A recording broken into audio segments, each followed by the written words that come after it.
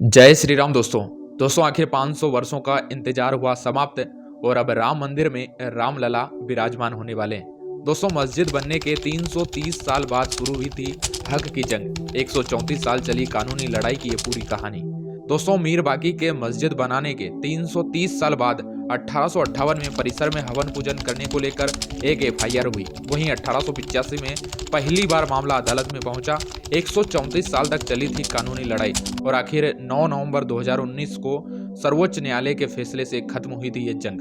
दोस्तों भगवान राम की नगरी अयोध्या में 22 जनवरी 2024 को श्री राम मंदिर में रामलला की प्राण प्रतिष्ठा होगी। इस अवसर को खास बनाने के लिए व्यापक तैयारियां की जा रही हैं। मंदिर के उद्घाटन के साथ ही अयोध्या में बना राम मंदिर भारत समेत दुनिया भर में फैले हिंदुओं के लिए आस्था का बड़ा केंद्र बनकर उभरेगा।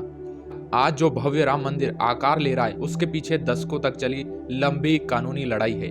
अयोध्या में राम मंदिर निर्माण का सफर काफी चुनौतियों से भरा रहा। बाबरी विवाद, अदालतों में चली लंबी लड़ाई और फिर शीर्ष अदालत के फैसले के बाद मंदिर का निर्माण शुरू हुआ। अब देशवासियों को इंतजार है तो 22 जनवरी 2024 का। आइए अब आपको इतिहास में लेकर चलते हैं और आज के इस वीडियो में हम आपको राम मंदिर की पूरी कहानी के बारे में विस्तार से बताएंगे। यदि आप भी प्रभु श्री राम के परम भक्त हैं तो इस वीडियो को लास्ट तक जरूर देखिएगा और हमारे YouTube channel the diamond talk को अभी तक आपने सब्सक्राइब नहीं किया है तो सब्सक्राइब करके हमारा सपोर्ट जरूर करिएगा, क्योंकि सनातन धर्म से जुड़े हुए रोचक वीडियो हम आपके लिए लेकर आते रहते हैं। और कमेंट में जय श्री राम जरूर लिखिएगा। तो चलिए शुरू करते हैं। तो दोस्तों किस्सा 1526 से शुरू होता है। ये वो साल था जब मुगल शासक बाबर भारत आया। 2 साल बाद बाबर के सूबेदार मीर बाकी ने अयोध्या में एक मस्जिद बनवाई। यह मस्जिद उसी जगह बनी जहां भगवान राम का जन्म हुआ था। बाबर के सम्मान में मीर बाकी ने इस मस्जिद का नाम बाबरी मस्जिद दिया। यह वो दौर था जब मुगल शासन पूरे देश में फैल रहा था। मुगलों और नवाबों के शासन के दौरान 1528 से 1853 तक इस मामले में हिंदू बहुत मुखर नहीं हो पाए। 19वीं सदी में मुगलों और नवाबों का शासन कमजोर पड़ने लगा। अंग्रेजी हुकूमत प्रभावी हो चुकी थी। इस दौर में ही हिंदुओं ने यह मामला उठाया और कहा कि भगवान राम के जन्म स्थान मंदिर को तोड़कर मस्जिद बना ली गई। इसके बाद से रामलला के जन्म स्थल को वापस पाने की लड़ाई शुरू हुई। बाबरी मस्जिद बनने के 330 साल बाद शुरू हुई पहली एफआईआर। दोस्तों मीर बाकी के मस्जिद बनाने के 330 साल बाद 1858 में लड़ाई कानूनी हो गई, जब पहली बार परिसर में हवन पूजन करने पर एक एफआईआर हुई। अयोध्या रिविजिटेड किताब के मुताबिक 1 दिसंबर 1858 को अवध के थानेदार शीतल दुबे ने अपनी रिपोर्ट में बताया कि परिसर में चबूतरा बना है। ये पहला कानूनी दस्तावेज है जिसमें परिसर के अंदर भगवान राम के प्रतीक होने के प्रमाण हैं। इसके बाद तारों की एक बाड़ खड़ी कर विवादित भूमि के आंतरिक और बाहरी परिसर में मुस्लिमों और हिंदुओं को अलग अलग पूजा और नमाज की इजाजत दी गई। अदालत पहुंची राम के लिए पक्के घर की बात। दोस्तों 1858 में हुई घटना के 27 साल बाद 1850 में राम जन्मभूमि के लिए लड़ाई अदालत पहुंची, जब निर्मोही अखाड़े के महंत रघुवर दास ने फैजाबाद के न्यायालय में स्वामित्व को लेकर दीवानी मुकदमा दायर किया।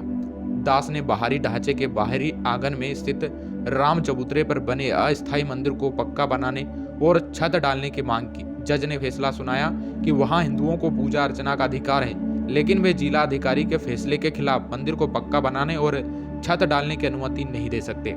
आजादी के बाद तेज हुई मुहिम। एक और जहां देश भर में अंग्रेजों के खिलाफ आंदोलन चलाकर आजादी लेने की मुहिम जारी रही, वहीं दूसरी ओर राम जन्मभूमि की लड़ाई भी जारी रही।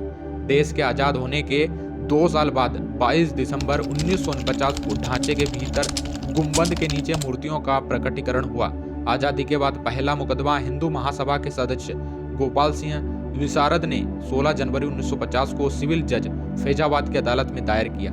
विशारद ने ढांचे के मुख्य गुंबद के नीचे स्थित भगवान की प्रतिमाओं की पूजा अर्चना की मांग की। करीब 11 महीने के बाद 5 दिसंबर 1950 को ऐसी ही मांग करते हुए महंत रामचंद्र परमहंस ने सिविल जज के यहाँ मुकदमा दाखिल किया।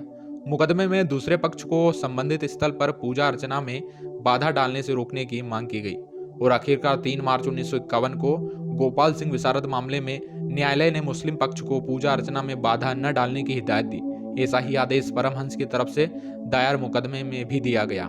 रामकृष्ण और शिव के स्थलों पर मस्जिदों के निर्माण के खिलाफ अभियान।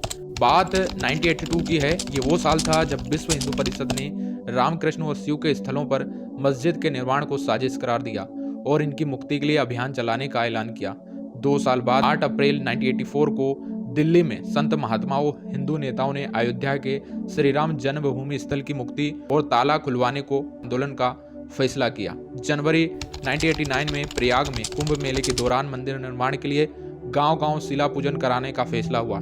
साथ ही 9 नवंबर 1989 को श्री राम जन्मभूमि स्थल पर मंदिर के शिलान्यास की घोषणा की गई।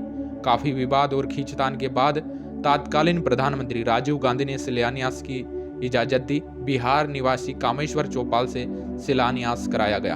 आडवाणी की रथ यात्रा ने आंदोलन को दी धार। आंदोलन तेज हो गया था। इस बीच लाल कृष्ण आडवाणी रथ यात्रा लेकर निकले।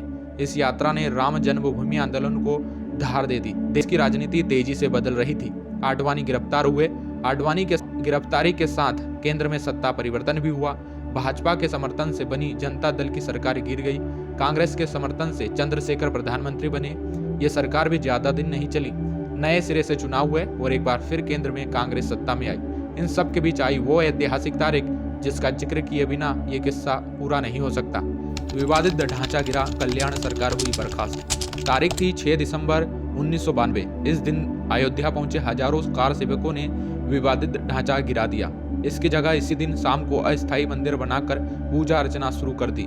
केंद्र की तत्कालीन पीवी नरसिम्हा राव सरकार ने राज्य की कल्याण सिंह सरकार सहित अन्य राज्यों की भाजपा सरकारों को बर्खास्त कर दिया। उत्तर प्रदेश सहित देश में कई जगह सांप्रदायिक हिंसा हुई जिसमें अनेक लोगों की मौत हुई। मुकदमों की बात हुई तो फिर से कानूनी लड़ाई की ओर चलते हैं और बात फैसलों की करते हैं। एक फैसला 1 फरवरी 1986 में आया जब फैजाबाद के जिला न्यायाधीश KM पांडे ने स्थानीय अधिवक्ता उमेश पांडे की अर्जी पर इस स्थल पर ताला खोलने का आदेश दे दिया। फैसले के खिलाफ इलाहाबाद उच्च न्यायालय की लखनऊ खंडपीठ में दायर अपील खारिज हो गई। बाबरी ढहाए जाने के 2 दिन बाद 8 दिसंबर 1992 को अयोध्या में कर्फ्यू लगा था। वकील हरिशंकर जैन ने उच्च न्यायालय की लखनऊ खंडपीठ में गुहार लगाई कि भगवान भूखे हैं, राम भोग की अनुमति दी जाए। करीब 25 दिन बाद 1 जनवरी 1993 को न्यायाधीश हरिनाथ तिलहरी ने दर्शन पूजा की अनुमति दे दी।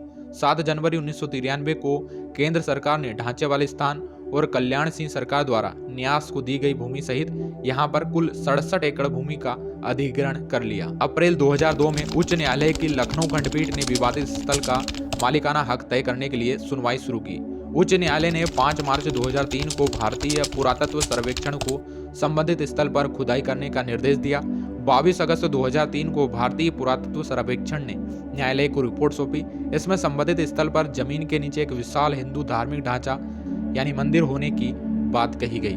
30 सितंबर 2010 को इलाहाबाद उच्च न्यायालय ने इस स्थल को तीनों पक्षों श्री राम लला विराजमान, निर्मोही अखाड़ा और सुन्नी सेंट्रल वक्फ बोर्ड में बराबर बराबर बांटने का आदेश दिया। न्यायाधीशों ने बीच वाले गुंबद के नीचे जहां मूर्तियां थी उसे जन्म स्थान माना। इसके बाद मामला सर्वोच्च न्यायालय पहुंचा।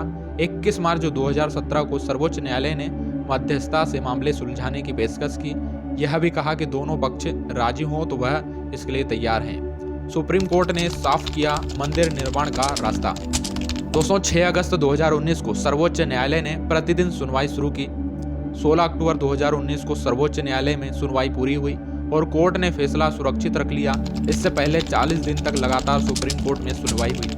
9 नवंबर 2019 को 134 साल चली आ रही लड़ाई में अब वक्त था अंतिम फैसले का। 9 नवंबर 2019 को सर्वोच्च न्यायालय ने संबंधित स्थल को श्री राम जन्मभूमि माना और 2.77 एकड़ भूमि रामलला के स्वामित्व की मानी। वहीं निर्मोही अखाड़ा और सुन्नी वक्फ बोर्ड के दावों को खारिज कर दिया गया।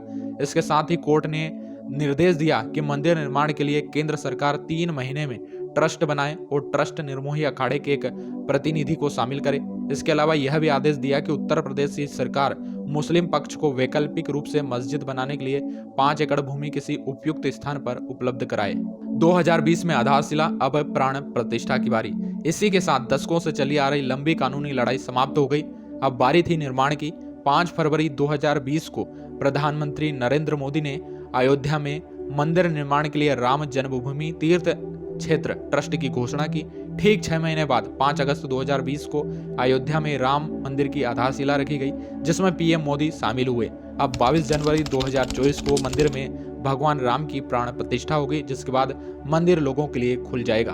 तो दोस्तों, ये था रामलला मंदिर का पूरा इतिहास। उम्मीद करते हैं ये वीडियो आपको बहुत इन्फॉर्मेटिव लगा होगा। यदि वीडियो इन्फॉर्मेटिव लगा हो तो वीडियो को लाइक करिएगा, कमेंट में जय श्री राम जरूर लिखिएगा और इस वीडियो को ज़्यादा से ज़्यादा शेयर जरूर करिएगा। मिलते हैं फिर से किसी खास वीडियो में, तब तक के लिए आप सभी लोगों को जय श्री राम।